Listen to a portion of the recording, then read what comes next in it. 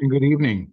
This is the Elliott wave update for the NASDAQ 100 and the S&P 500 for Monday, May 29th, 2023.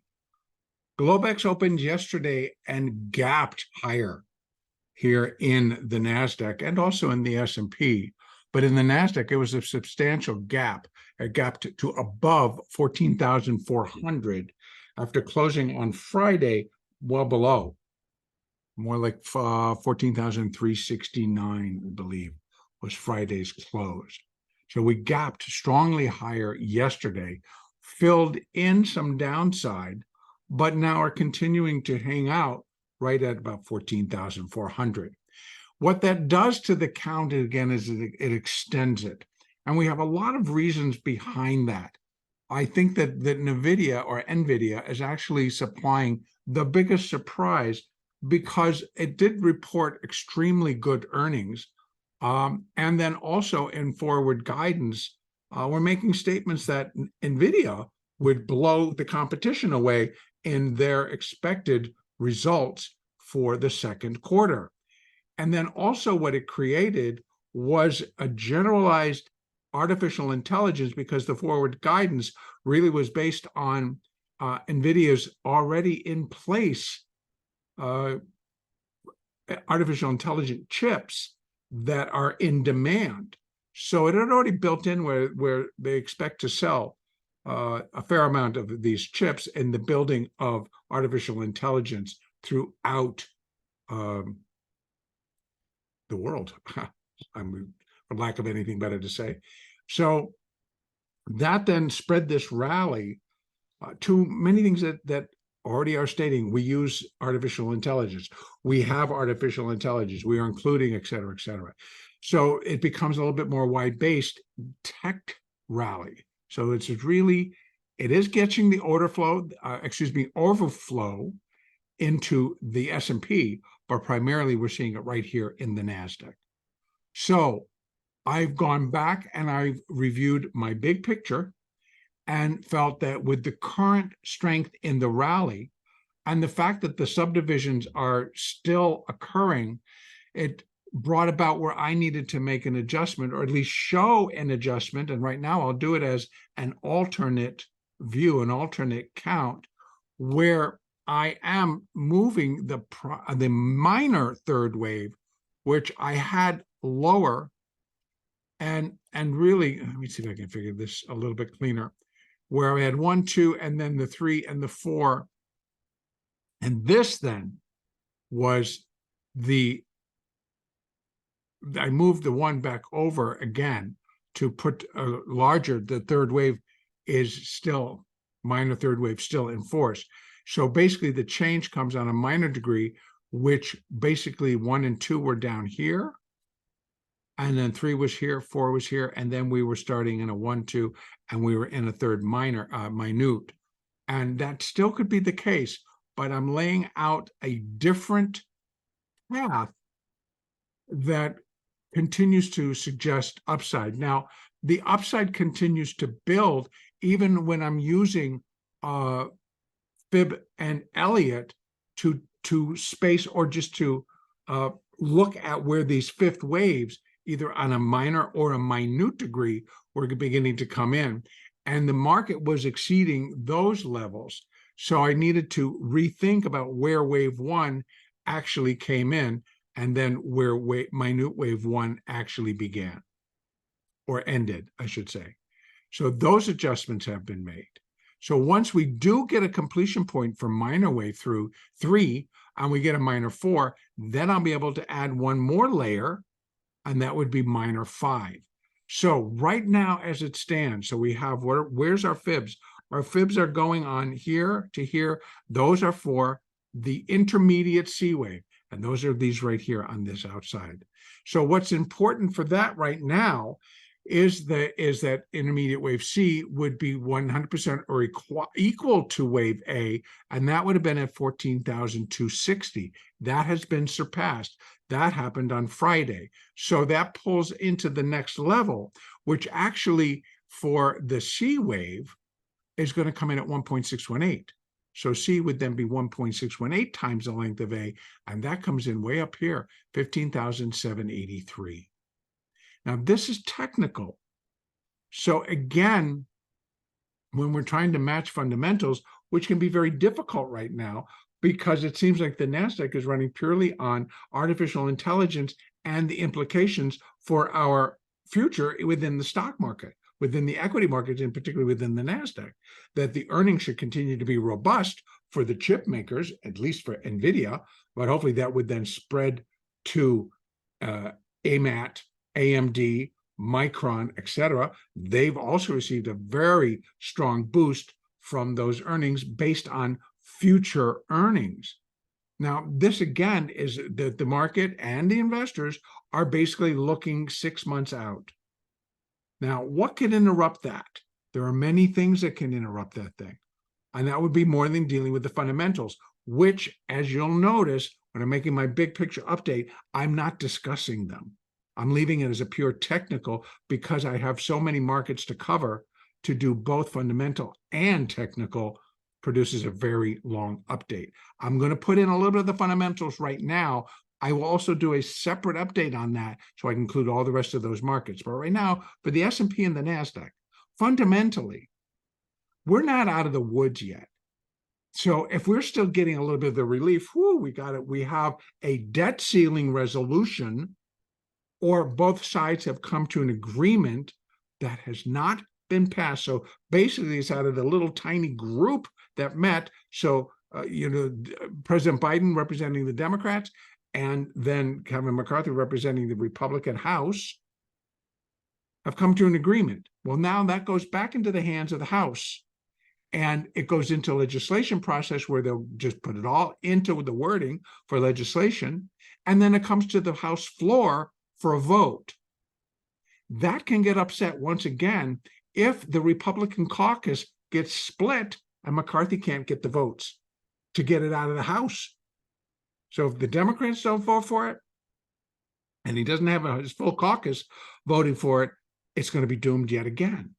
And I've already read, again, just keeping up with the fundamental in the news, I've already read where there are Republican congresspeople who are basically saying they will not vote for it.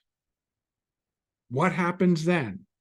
The relief rally goes away? Possibly. We're now looking at where the market, it's like, okay, AI, yep, you're good. Yep, you're going to be in place in the future, but we're going down, et cetera, et cetera, et cetera. Again, also we need to deal with, it's like, if we get this relief rally out of the way, and they actually do come to terms and pass a debt ceiling resolution, plus whatever goes along with that. So what they've agreed to gets passed by both the House and the Senate and gets signed into law. Then we're debt ceiling problems we shouldn't have for the next 2+ years. So this takes us out to 2024. Well, guess what happens in between? Everything else that we've now put aside hasn't gone away. The banking sector still has its troubles. Those are unresolved. They're just not being looked at right now. But there's a lot of movement happening over there. There's a lot of movement happening in the credit markets. There's a lot of movement happening in the bond market. So everything else could really upset this whole rally phase that's going on, not only in the NASDAQ, but the carryover into the other markets. Now, alternatively, this rally, if those other things fall into place and we all like it, and the country likes it, and investors like it, well, then the market should go to these next levels. So that's what I'm presenting today, is the possibility. It exists, but it existed when I was giving the analysis off of the October lows. I just don't go back and pull it out, but I have repeated it since October more than once, with the possibility for an irregular B wave or just a stronger B wave taking us to these upper levels did exist and has existed since October. We just didn't know the path, so we're now able to fill in some of the gap into what potential still exists. So again, going back to the intermediate C wave, we have to include this. Technically, it is possible. Is it going to get there? Am I saying that's where it's going? No. I'm saying technically you have to include that in your upside look, your upside potential. But in between that and here, If we're looking for the end completion point of a third wave, well, maybe we go from here. Now we're looking at minute wave 5. So I'm going to take it off the daily. I'm going to bring it down to the hourly chart. We're looking at minute wave 5. And it has been a humdinger. We finished the low on Wednesday morning, and then we started to rally. On Thursday, we rallied. And then Friday, we crushed it to the upside. And then it gapped on Globex on Sunday. So this has been impressive, even more impressive than that, to be honest with you. But I'd have to say, my thought process is it's getting pretty close to being a completion point. Now, I will add one more level, and that's to say that we have an ABC down to this low. We're hugging it. We're not going below it. We want to hold above or as close to 14,400 as we can get. Possibly then we are looking at this small internal minuet wave 5 to complete minute wave 5 to complete minor wave 3 may be in progress.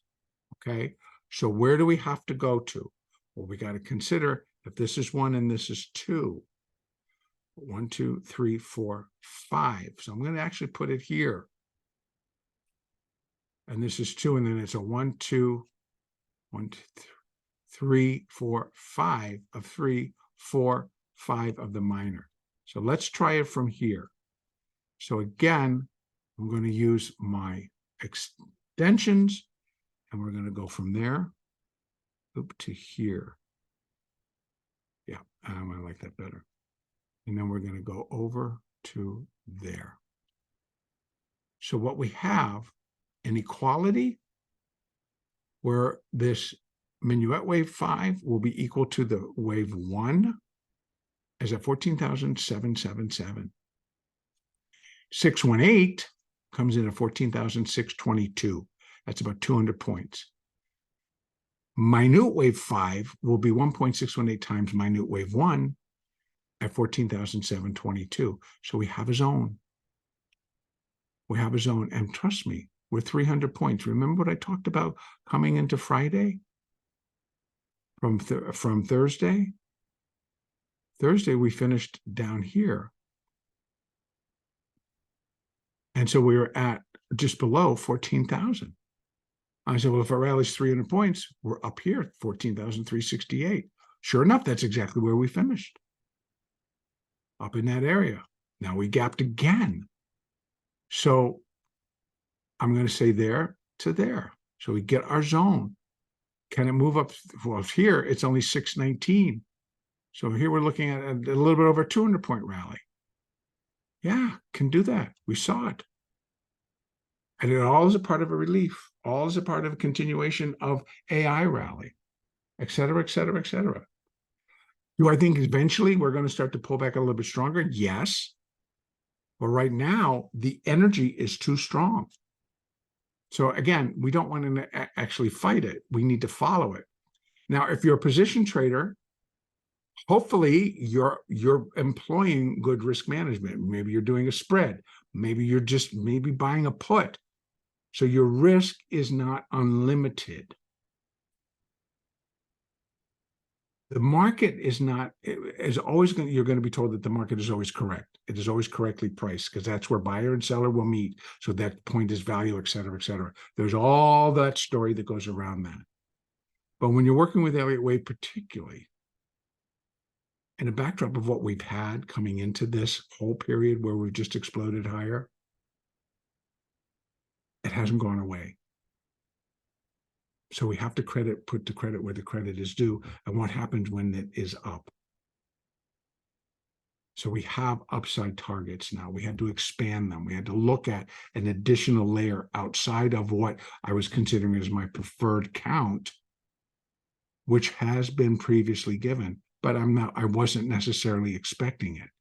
Well, the market is letting us know you should expect it because we're doing it. Now, it doesn't really make anybody right or wrong. It's just that the market picked up on something different, and that's what it's going to do. So now we're trying to determine where can it go. What should we look for now? So we now are building in levels to get a completion point for minor wave 3. Right now, we're just looking for minute 5 and then the completion point of minor wave 3. So we have our levels, and if it gets there, then I'll be able to measure out what we're looking for a wave 4 correction. And depending on the strength of what the market is doing, it may all change again, because we still have a lot of big things hanging out, waiting for resolution. So for the market just to continue and actually maybe move to new highs in terms of an irregular B wave, it would have to be a lot of like, wow, I can't believe we're going there, that type of move, but there has to be something to generate it. Now, if it's going to be AI, wow, it's going to be a massive short covering, a massive push across the board. Is it going to be that the debt ceiling actually gets passed and it'll all take place prior to where they start to implement getting the next auctions out in 30-year bond and the 10-year note, and the 5-year note, and the 2-year note, and the T-bills to collect some money so we can pay our bills and get back on track?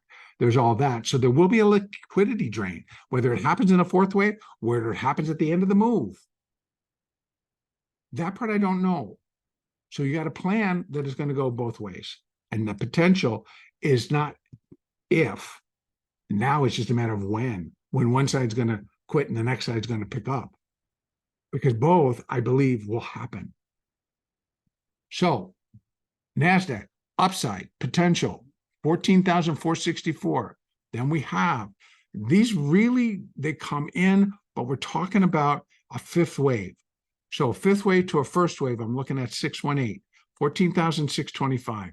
Now that we're broken above, once we break above 59 or 60, and then again at 64, then our next level is 14,000 right there, 14,620. That would be our next potential completion point for minuet wave 5, minute wave 5, minor wave 3.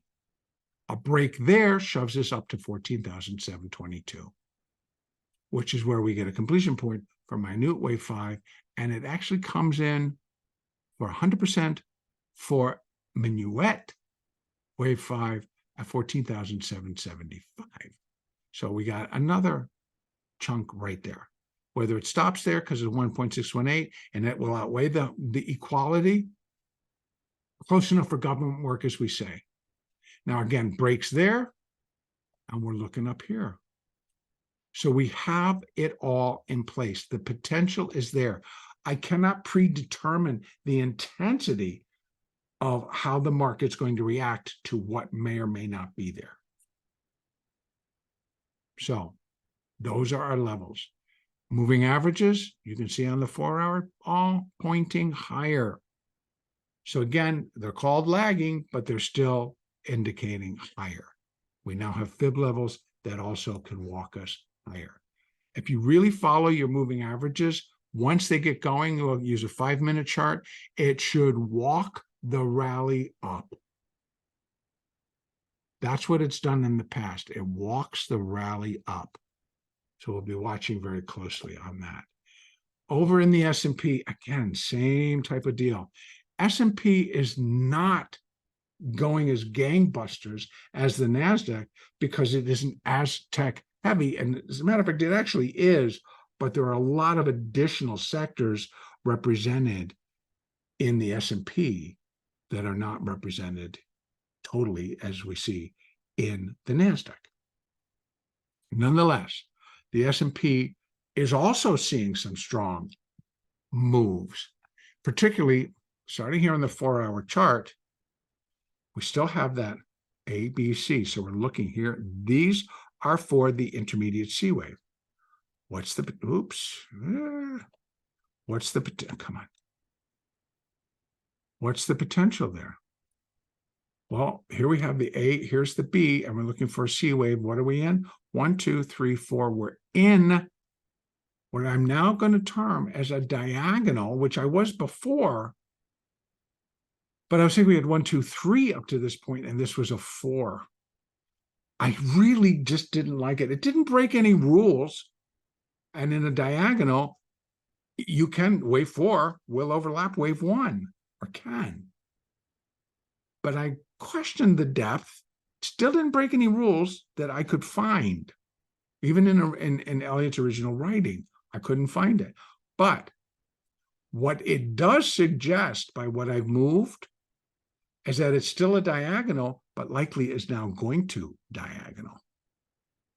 So what we have is minute 1, minute 2, minute 3, and then we get a minute 4, and we still have a minute 5 to complete. Kind of goes along with the minor 4, minor 3, 4, and 5 in the NASDAQ. Here they're of minute degree. The S&P is not rallying with the same intensity. It's rallying, but not with the same intensity. So it definitely is participating, and we caught it more on Friday. So let's drop this down to the hourly. Let's take a look inside. So we have ABC1, ABC2, ABC, right? So the C wave being, so we have really, this is A, B, C, a strange running irregular C, B, and then 1, 2, 3, 4, and we get a 5. Now, let's fill in that gap. If we're into the minuet, and I'm going to be looking for, because all C's are 5, right? So here's the A, here's the B, 1, 2. So now I'm going to fill this gap in to see how close can we get up to there. I'm going to put there, there, and then if, and I'm using that 3 times because this low has to not be violated for these to stay valid. But let's take a look. So the minuet wave 5, which would then complete the minute wave 3, comes in equal. 1 equals 5 at 42.58. At 42.54, we have out here, and that's for the C wave. The intermediate C wave would be 0.618 of intermediate wave A at 42.54. Both valid. But if this is just going to complete wave 3, we're looking at 4 and then a 5. Now, 618 comes in at 42.43. Could wave 3 complete there? It could, but we've already been there. So if it just comes up and equals it, it's going to be a tough call. If we can make a slight new high, get ourselves closer to that 42.58, going to make a better pattern, a cleaner pattern for that wave 3. We come back in a 4, and then we have a 5. So going back out and looking at our 4-hour chart, we actually do have potential to continue to go. Let me put it this way. If I had to go straight fibs right now, I'd say we have a fair chance of reaching 4,300 before all is said and done. Now, again, this thing carries the same thing as the NASDAQ carries, and that we could get a sudden turn in the market where it's like, okay, this isn't going to happen, i.e., we don't get a vote. We don't get that the debt ceiling is not voted into law. The extension and what they come up with is not passed, either in the Senate or in the House. Right now, it's got to get by the House to get to the Senate. 1 or 2 can really draw this out and say no to it because of something that's in it, and they're going to toss it back to, I don't remember the name of the committee, but there's a rules committee or whatever committee that draws that all up to reward it, to change it, to take it out, to whatever's going to happen. But when we get the negotiation between the 2 chambers of our Congress, so there's still a lot to be done. And the deadline for default has been extended to June 5th. Well, Thursday's June 1st. A week from today is June 5th. A week from today is June 5th. What that suggests is that we have 1 week for this thing to pass both houses and come out clean and to be implemented. We have a week. I don't know. Maybe Yellen will come out and be able to extend it even further. Do we think we can get all this done in a week? If it starts to default, I'm going to be looking for it to finish itself up somewhere, just pull back a little bit and then go running back up there.